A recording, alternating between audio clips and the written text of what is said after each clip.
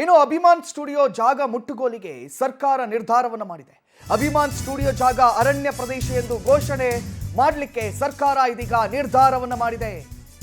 Abhiman studio ಜಾಗ ಅರಣ್ಯ ಪ್ರದೇಶ ಎಂದು ಘೋಷಣೆ. ಇಂಟ್ರೆಸ್ಟಿಂಗ್.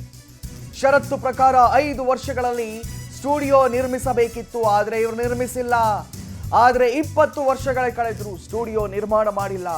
ಅಭಿಮಾನ್ ಸ್ಟುಡಿಯೋಗೆ 20 ಎಕರೆ ಜಮೀನು ನೀಡಿದ್ದಂತಹ ರಾಜ್ಯ ಸರ್ಕಾರ ಬೆಂಗಳೂರಿನಲ್ಲಿ ಅರಣ್ಯ ಇಲಾಖೆ ಅಧಿಕಾರಿಯಿಂದ ಡಿಸಿಗೆ ಪತ್ರ ಬಂದಿದೆ. ಇದೀಗ ಅಭಿಮಾನ್ ಸ್ಟುಡಿಯೋ ಜಾಗ ಮುಟ್ಟುಗೋಲಿಗೆ ಸರ್ಕಾರ ನಿರ್ಧಾರ ಮಾಡಿದ್ದಾರೆ.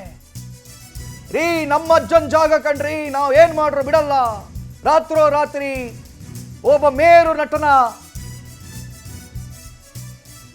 ಸಮಾಧಿಯನ್ನು ನಾವು ಧ್ವಂಸ ಮಾಡಿಬಿಡ್ತೀವಿ ಅಂತ ಹೇಳಿ ಬಹಳ ಅಬ್ಬರದಿಂದ ಮಾಡಿದ್ರಲ್ಲ. ಪವರ್ ಟಿವಿ ಬ್ರೇಕ್ ಮಾಡಿದಂಥ ವರದಿ ಇದು. ಪವರ್ ಟಿವಿ ಬ್ರೇಕ್ ಮಾಡಿದಂಥ ವರದಿ. ರಾತ್ರಿ ವಿಷ್ಣುವರ್ಧನ್ ಸ್ಮಾರಕವನ್ನ ಇವರು ಧ್ವಂಸ ಮಾಡಿಬಿಟ್ಟಿದ್ರು, ನೆಲಸಮ ಮಾಡಿಬಿಟ್ಟಿದ್ರು, ಏನೋ ಇಲ್ಲ ಅನ್ನೋ ರೀತಿಯಲ್ಲಿ ತೋರಿಸ್ಬಿಟ್ಟಿದ್ರು. ಇದು ನಮ್ಮ ಜಾಗ, ನಮಗೆ ಬೇಕಾದ ರೇಟಿಂಗ್ ನಾವು ಮಾಡ್ಕೊಳ್ತೀವಿ, ನಮಗೆ ಬೇಕಾದವರಿಗೆ ನಾವು ಕೊಡ್ತೀವಿ ಅಂತೆಲ್ಲ ಹೇಳಿದ್ರು. ಇದೀಗ ಸರ್ಕಾರ ಸರಿಯಾಗಿ ಪೆಟ್ಟು ಕೊಟ್ಟಿದೆ. 20 ವರ್ಷದ ಹಿಂದೆ ಸ್ಟುಡಿಯೋ ಕಟ್ಟಕ್ಕೋಸ್ಕರ ಸರ್ಕಾರ ಜಾಗವನ್ನು ಕೊಟ್ಟಿತ್ತು. ಸೊ ಅಗ್ರಿಮೆಂಟ್ ಪ್ರಕಾರವಾಗಿ 5 ವರ್ಷದ ಒಳಗಾಗಿ ಅವರು ಸ್ಟುಡಿಯೋ ನಿರ್ಮಾಣವನ್ನು ಮಾಡಬೇಕಾಗಿತ್ತು. ಆದರೆ 20 ವರ್ಷ ಆದರೂ ಕೂಡ ಏನೂ ಮಾಡಲಿಲ್ಲ ಅಲ್ಲಿ. ಹಾಗಾಗಿ ಸರ್ಕಾರ ಇದೀಗ ಈ ಜಾಗವನ್ನು ಮುಟ್ಟುಗೋಲು ಹಾಕೊಳ್ತಾ ಇದೆ. ಈಗ ಉತ್ತರ ಕೊಡಿ. ಇದುವರೆಗೆ ದಬ್ಬಾಳಿಕೆಯನ್ನು ಮಾಡಿದ್ರಲ್ಲ ಅಭಿಮಾನಿಗಳ ಮೇಲೆ, ದರ್ಪವನ್ನು ತೋರಿಸಿದ್ರಲ್ಲ ಅಭಿಮಾನಿಗಳ ಮೇಲೆ, ಈಗ ತೋರಿಸಿ ನಿಮ್ಮ ದರ್ಪವನ್ನು. ಈಗ ತೋರಿಸಿ ಸರ್ಕಾರಕ್ಕೆ ಅದೇನಂತ ಉತ್ತರ ಕೊಡ್ತೀರಾ, ಕಾದು ನೋಡಬೇಕು. ಪವರ್ ಟಿವಿಯ ಸಮಸ್ತ ವೀಕ್ಷಕರು ಕಾಯ್ತಾ ಇದ್ದಾರೆ. ಕರುನಾಡಿನ ಸಮಸ್ತ ಅಭಿಮಾನಿಗಳು ಕಾಯ್ತಾ ಇದ್ದಾರೆ. ಕೋಟಿ ಅಭಿಮಾನಿಗಳನ್ನು ಹೊಂದಿದ್ದಂಥ ವಿಷ್ಣುವರ್ಧನ್ ರವರ ಪುಟ್ಟ ಸ್ಮಾರಕವನ್ನು ನಿಮ್ಮ ದಬ್ಬಾಳಿಕೆಯನ್ನು ಮಾಡಿ ರಾತ್ರಿ ಅದನ್ನು ನೆಲಸಮ ಮಾಡಿದ್ರಲ್ಲ. ಇದೀಗ ಸರ್ಕಾರ ಅವರಿಗೆ ಮುಟ್ಟಿ ನೋಡಿಕೊಳ್ಳುವ ಹಾಗೆ ಪೆಟ್ಟು ಕೊಟ್ಟಿದೆ. ಏನಂತ, ಆ ಇಡೀ ಜಾಗವನ್ನು ಸರ್ಕಾರ ನಾನು ನಿಮಗೆ ಕೊಟ್ಟಿದ್ದು ಯಾಕಂತ ಹೇಳಿದ್ರೆ ಸ್ಟುಡಿಯೋ ಕಟ್ಟಬೇಕು ಅಂತ ಹೇಳಿ. ಆದರೆ ನೀವು ಸ್ಟುಡಿಯೋ ಕಟ್ಟಲಿಲ್ಲ, ಹಾಗಾಗಿ ನಾವು ಅದನ್ನು ಇದೀಗ ಮುಟ್ಟುಗೋಲು ಹಾಕ್ಕೊಳ್ತೀವಿ ಅಂತ ಸರ್ಕಾರ ಹೇಳಿದೆ. ಯಾಕಂತ ಹೇಳಿದ್ರೆ ಈ ಕೋಟಿ ಅಭಿಮಾನಿಗಳ ಧ್ವನಿಯನ್ನ ಸರ್ಕಾರ ಆಲಿಸಿತ್ತು. ಸರ್ಕಾರದ ಕದವನ್ನು ತಟ್ಟಿತ್ತು, ವಿಧಾನಸೌಧದ ಕದವನ್ನು ತಟ್ಟಿತ್ತು ಈ ಅಭಿಮಾನಿಗಳ ಗೋಳು. ಸರ್, ನಮ್ಮ ಅಭಿಮಾನದ ಪರವಾಗಿ ಇದ್ದಂಥದ್ದು ಒಂದೇ ಒಂದು ಸ್ಮಾರಕ, ಸಣ್ಣದೊಂದು ಸ್ಮಾರಕ. ಆ ಸ್ಮಾರಕವನ್ನು ಅವರು ತೆಗೆದು ಬಿಟ್ರಲ್ಲ ಸರ್ ಅಂತ ಅಳಲನ್ನು ತೋಡ್ಕೊಂಡ್ರು. ಅದರ ಪ್ರತಿಫಲ ಇದು. ಇನ್ನು ಈ ವಿಚಾರದ ಕುರಿತಾಗಿ ಮಾತಾಡೋದಕ್ಕೆ ನಮ್ಮ ಪ್ರತಿನಿಧಿ ಮೈ ಕೊಲೀಗ್ ದೀಪಿಕಾ ಅವರು ಸಂಪರ್ಕದಲ್ಲಿದ್ದಾರೆ. ದೀಪಿಕಾ, ಸರ್ಕಾರ ಒಂದು ರೀತಿಯಲ್ಲಿ ಕರೆಕ್ಟಾಗಿ ಉತ್ತರವನ್ನು ಕೊಟ್ಟಿದೆ ಅಂತ ಹೇಳಿ, ಮುಟ್ಟಿ ನೋಡ್ಕೊಳ್ಳುವ ಹಾಗೆ ಕೊಟ್ಟಿದೆ. ಇವ್ರು ದರ್ಪ ಎಲ್ಲ ತೋರಿಸಿದ್ರಲ್ಲ ಅಭಿಮಾನಿಗಳ ಮುಂದೆ, ಇಲ್ಲ ನಮ್ಗೆ ಬೇಕಾದಂಗೆ ನೆಲಸಮ ಮಾಡ್ತೀವಿ, ನಮ್ಗೆ ಬೇಕಾದವರಿಗೆ ನಾವು ಜಾಗ ಮಾರಾಟ ಮಾಡ್ತೀವಿ, ನೀವ್ಯಾರು ಹೇಳೋದಕ್ಕೆ ಕೇಳೋದಕ್ಕೆ ಅಂತ ಹೇಳಿ ಸರ್ಕಾರ ಈಗ ಏನು ಉತ್ತರ ಕೊಟ್ಟಿದೆ, ಯಾವ ರೀತಿ ಉತ್ತರ ಕೊಟ್ಟಿದೆ? ಕಾರ್ತಿಕ್, ಇದೇ ವರಮಹಾಲಕ್ಷ್ಮಿ ಹಬ್ಬದ ಸಂಭ್ರಮದಲ್ಲಿ ಇದ್ದಂತಹ ಇಡೀ ಜನರಿಗೆ, ಅದರಲ್ಲೂ ವಿಷ್ಣು ಅಭಿಮಾನಿಗಳಿಗೆ ದೊಡ್ಡ ಮಟ್ಟದ ಶಾಕ್ ಅನ್ನ ಬಾಲಕೃಷ್ಣ ಫ್ಯಾಮಿಲಿಯವರು ಕೊಟ್ಟಿದ್ರು. ಯಾಕಂದ್ರೆ ಮಧ್ಯರಾತ್ರಿ ವಿಷ್ಣು ಸಮಾಧಿಯನ್ನ ನೆಲಸಮ ಮಾಡಿತ್ತು. ಅಂದಿನಿಂದ ಅಭಿಮಾನಿಗಳು ಒಂದಲ್ಲ ಒಂದು ರೀತಿಯಲ್ಲಿ ನೊಂದ್ಕೊಳ್ತಾ ಇದ್ರು. ಈ ಒಂದು ಇಲ್ಲೇ ಸಮಾಧಿಯಲ್ಲೇ ನಮಗೆ ಮರು ಸಮಾಧಿ ಬೇಕು ಅನ್ನೋ ಒಂದು ಪಟ್ಟನ್ನ ಕೂಡ ಹಿಡಿದಿದ್ರು. ಇದಕ್ಕೆ ಸಂಬಂಧಪಟ್ಟಂತೆ ವಿಷ್ಣು ಸೇನಾ ಸಮಿತಿ ಅಧ್ಯಕ್ಷರಾಗಿರುವಂತಹ ವೀರಕಪುತ್ರ ಶ್ರೀನಿವಾಸ್ ಆಗಿರ್ಬೋದು, ಕೆ ಮಂಜು ಅವರು ಒಂದು ಸುದ್ದಿಗೋಷ್ಠಿಯನ್ನ ಕರೆದಿದ್ರು. ಆ ಸಂದರ್ಭದಲ್ಲಿ ಒಂದು ಮಾತನ್ನ ಹೇಳ್ತಾರೆ, ನಾವು ಯಾವುದೇ ಕಾರಣಕ್ಕೂ ಇದನ್ನ ಇಲ್ಲಿಗೆ ಬಿಡಲ್ಲ, ನ್ಯಾಯಯುತವಾಗಿ ಕೋರ್ಟ್ ಅಲ್ಲಿ ಹೋಗಿ ಇದಕ್ಕೆ ನ್ಯಾಯ ಕೇಳ್ತೀವಿ ಅನ್ನೋ ಮಾತನ್ನ ಹೇಳಿದ್ರು. ಇತ್ತೀಚೆಗೆ ಇನ್ನೇನು ಕೆಲವು ದಿನಗಳಷ್ಟೇ ಕಳೆದಿದೆ. ಅದರ ಬೆನ್ನಲ್ಲೇ ಇದೀಗ ಒಂದು ವಿಷ್ಣು ಅಭಿಮಾನಿಗಳಿಗೆ ಸಿಹಿ ಸುದ್ದಿ ಸಿಕ್ಕಿರುವಂತದ್ದು. ಅಭಿಮಾನ್ ಸ್ಟುಡಿಯೋ ಜಾಗವನ್ನ ಸರ್ಕಾರ ಇದೀಗ ವಶಕ್ಕೆ ಪಡೆಯಕ್ಕೆ ಮುಂದಾಗಿದೆ ಅನ್ನುವಂತ ಸುದ್ದಿ ಕೂಡ ಸಿಕ್ಕಿದೆ. ಯಾಕಂದ್ರೆ ಅಭಿಮಾನ್ ಸ್ಟುಡಿಯೋ ಜಾಗ ಅರಣ್ಯ ಪ್ರದೇಶ ಅಂತ ಘೋಷಣೆಯಾಗಿತ್ತು. 20 ವರ್ಷಗಳ ಹಿಂದೆಯೇ ಈ ಒಂದು ಜಾಗವನ್ನ ಒಂದು ಅಭಿಮಾನ್ ಸ್ಟುಡಿಯೋ ಜೊತೆಗೆ ಸ್ಟುಡಿಯೋ ನಿರ್ಮಾಣ ಮತ್ತು ಸಿನಿ ಚಟುವಟಿಕೆಯನ್ನ ಏನ್ ಮಾಡ್ಬೇಕಿತ್ತು ಅದರ ಅಭಿವೃದ್ಧಿಗೆ ಮಾತ್ರ ಕೊಟ್ಟಿದ್ರು. ಆದ್ರೆ 20 ವರ್ಷಗಳಿಂದ ಯಾವುದೇ ರೀತಿಯ ಚಟುವಟಿಕೆ ಈ ಒಂದು ಅಭಿಮಾನ್ ಸ್ಟುಡಿಯೋದಲ್ಲಿ, ಆ ಜಾಗ ಏನಿತ್ತು, 20 ಎಕರೆ ಜಾಗ ಏನಿತ್ತು ಅಲ್ಲಿ ನಡೆದಿಲ್ಲ ಅನ್ನುವಂಥದ್ದು ಈಗ ಬೆಳಕಿಗೆ ಬಂದಿದೆ. ಆ ಕಾರಣಕ್ಕಾಗಿ ಇದೀಗ ಸರ್ಕಾರನೇ ಈ ಜಾಗವನ್ನ ಮುಟ್ಟುಗೋಲು ಮಾಡಕ್ಕೆ ಮುಂದಾಗಿದೆ ಅನ್ನುವಂತ ಮಾತುಗಳು ಸುದ್ದಿ ಸಿಕ್ಕಿರುವಂತದ್ದು. ಜಮೀನು ನೀಡಿದಂತಹ ರಾಜ್ಯ ಸರ್ಕಾರ ಬೆಂಗಳೂರಲ್ಲೇ ಅರಣ್ಯ ಇಲಾಖೆಗೆ ಅಧಿಕಾರಿಯಿಂದ ಡಿಸಿ ಪತ್ರವನ್ನ ಕೂಡ ಕೊಟ್ಟಿದೆ. ಒಟ್ಟಾರೆಯಾಗಿ ಹೇಳೋದಾದ್ರೆ ಇದೊಂದು ರೀತಿಯಲ್ಲಿ ವಿಷ್ಣು ಅಭಿಮಾನಿಗಳಿಗೆ ಸಿಹಿ ಸುದ್ದಿ. ಯಾಕಂದ್ರೆ ಈ ಜಾಗವನ್ನ ಅಭಿಮಾನ್ ಸ್ಟುಡಿಯೋವನ್ನ ಡೆವಲಪ್ ಮಾಡಬೇಕು, ಅಲ್ಲಿ ಅಭಿಮಾನ್ ಸ್ಟುಡಿಯೋದ ಮತ್ತೆ ಸಿನಿ ಚಟುವಟಿಕೆಗಳನ್ನ ಬೆಳೆಸಬೇಕೆಂಬ ಕಾರಣಕ್ಕಾಗಿ ಆ ಟೈಮಲ್ಲಿ ಸರ್ಕಾರ 20 ಎಕರೆ ಜಾಗವನ್ನ, ಅರಣ್ಯ ಪ್ರದೇಶವಾಗಿದ್ದಂತ ಜಾಗವನ್ನ ಕೊಟ್ಟಿರುವಂತದ್ದು. ಆದ್ರೆ ಅಲ್ಲಿ ಯಾವುದೇ ರೀತಿಯ ಅಂತ ಚಟುವಟಿಕೆಗಳು ನಡೆದಿಲ್ಲ ಅನ್ನುವಂತ ಒಂದು ಮಾಹಿತಿ ಇದೀಗ ಬೆಳಕಿಗೆ ಬಂದಿದೆ. ಕಾರ್ತಿಕ್. ಎಸ್ ದೀಪಿಕಾ, ಧನ್ಯವಾದಗಳು ತಮ್ಮೆಲ್ಲ ಮಾಹಿತಿಗಳಿಗಾಗಿ. ಇನ್ನು ನಟ ವಿಷ್ಣುವರ್ಧನ್ ಸ್ಮಾರಕ ನಿರ್ಧಾರಕ್ಕೆ ಈಗ ದಾರಿ ಸಲೀಸಾಗಿದೆ. ಅಭಿಮಾನ್ ಸ್ಟುಡಿಯೋದಲ್ಲೇ ಸ್ಮಾರಕ ನಿರ್ಮಾಣಕ್ಕೆ ಫ್ಯಾನ್ಸ್ ಆಗ್ರಹ ಮಾಡ್ತಾ ಇದ್ರು.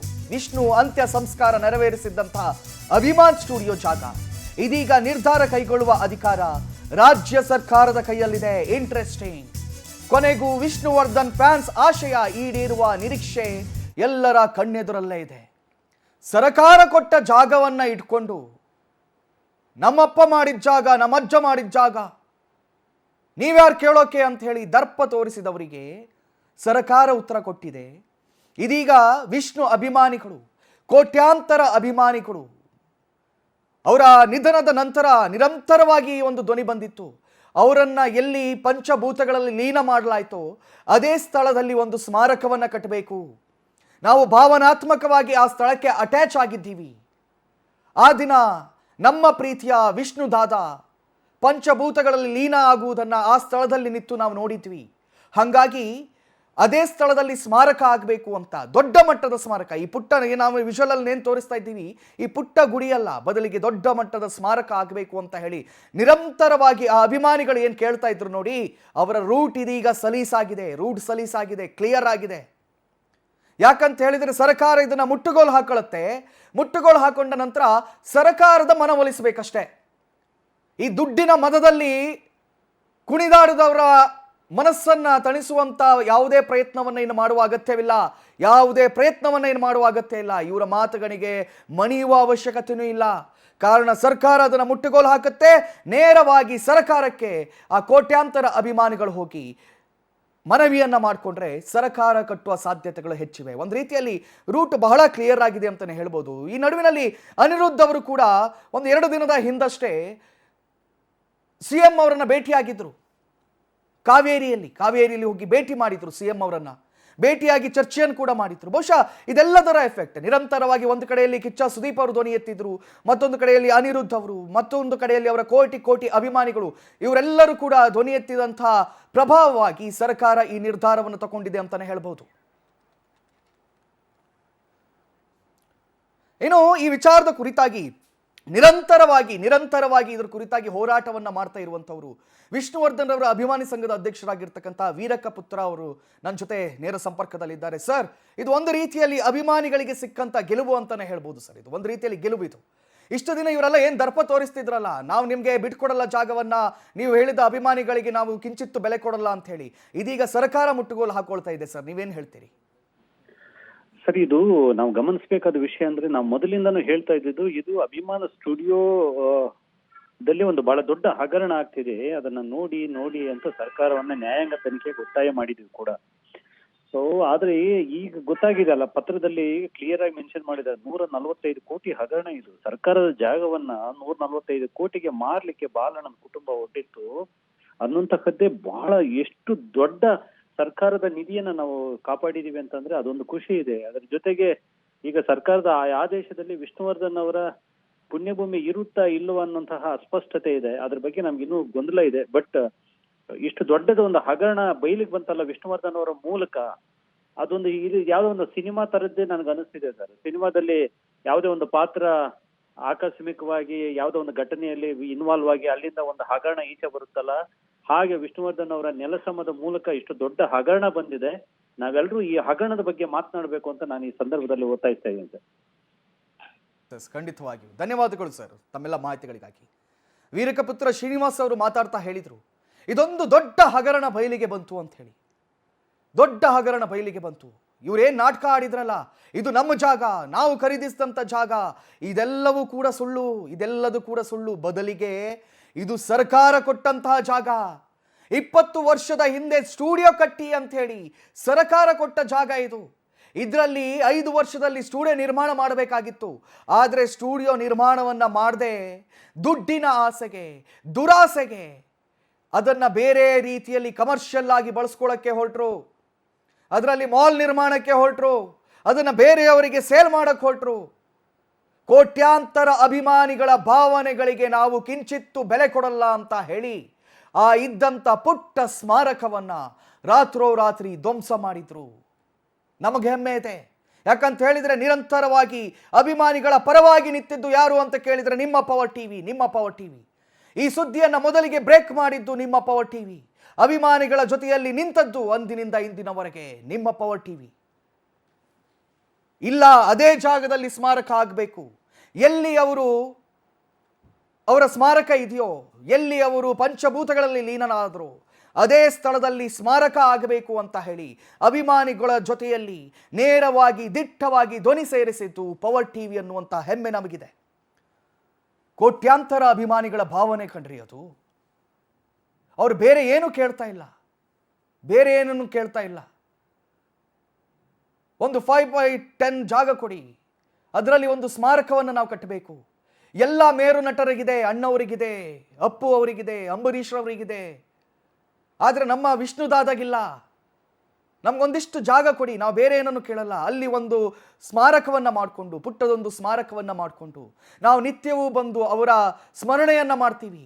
ಅವ್ರು ಯಾವ ರೀತಿ ಬದುಕಿದ್ರು, ಯಾವ ರೀತಿಯಲ್ಲಿ ಲವಲವಿಕೆಯಿಂದ ಮೂವಿಗಳನ್ನು ಮಾಡಿದ್ರು, ಅವರ ಸುಂದರವಾದ ಬದುಕನ್ನು ಮತ್ತೆ ನಾವು ಕಣ್ತುಂಬಿಕೊಳ್ತೀವಿ ಅಂಥವೆಲ್ಲ ಕೇಳಿದ್ರಲ್ಲ ಕೋಟ್ಯಾಂತರ ಅಭಿಮಾನಿಗಳು. ಅದ್ಯಾವುದಕ್ಕೂ ಕೂಡ ಇವ್ರು ಕೇರೆ ಮಾಡಲಿಲ್ಲ. ಕೋರ್ಟಿಗೆ ಹೋದ್ರು, ಕೋರ್ಟಲ್ಲಿ ನಿರಂತರವಾಗಿ ವಾದ ಪ್ರತಿವಾದ ಆಗ್ತಾ ಇರುವ ಸಂದರ್ಭದಲ್ಲಿ ರಾತ್ರೋರಾತ್ರಿ ಇದನ್ನು ಧ್ವಂಸ ಮಾಡಿಬಿಟ್ರು. ಅದಾದ ನಂತರ ಯಾವಾಗ ಪವರ್ ಟಿವಿ ವಿಚಾರವನ್ನು ಬ್ರೇಕ್ ಮಾಡ್ತೋ ಅದಾದ ಬಳಿಕ ರಾಜ್ಯದಲ್ಲಿ ಒಂದು ಸಂಚಲನ ಎತ್ಕೊಂಡು ಬಿಡ್ತು. ರಾಜ್ಯದ ಬೇರೆ ಬೇರೆ ಭಾಗಗಳಿಂದ ಜನರು ಬರಲಾರಂಭಿಸಿದ್ರು. ಅಯ್ಯೋ, ಮೇರು ನಟ ಎಂಥ ಅದ್ಭುತವಾದಂಥ ಬದುಕನ್ನು ಸಾಧಿಸಿದವರು, ಅವ್ರಿಗೆ ಹಿಂಗಾಯ್ತಲ್ಲ ಅಂತ ಮರುಕವನ್ನು ಪಟ್ಟರು. ಅದರ ಪ್ರತಿಫಲವಾಗಿ ಇದೀಗ ಸರ್ಕಾರ ಈ ನಿರ್ಧಾರವನ್ನು ತಗೊಂಡಿದೆ.